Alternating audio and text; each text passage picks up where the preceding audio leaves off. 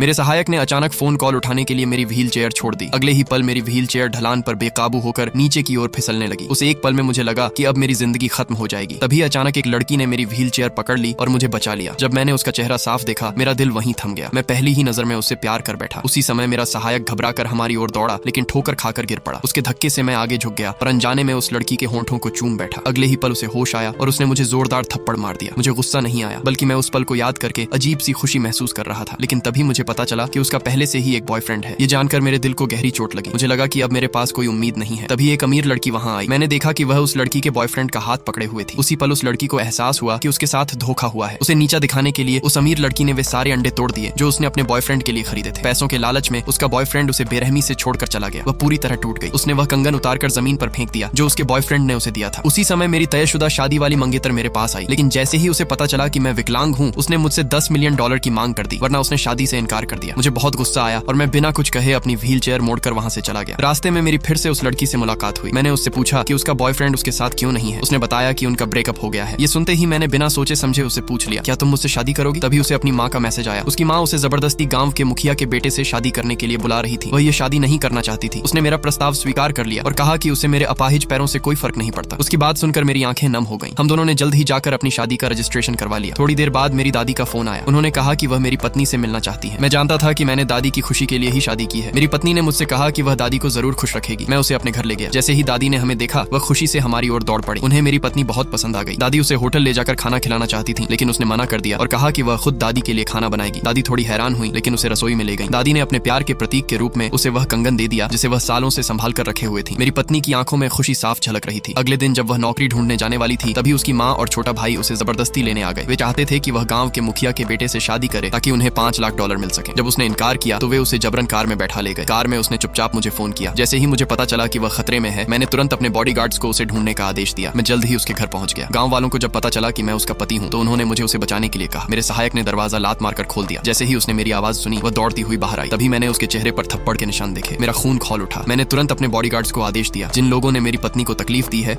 उन्हें इसकी भारी कीमत चुकानी होगी।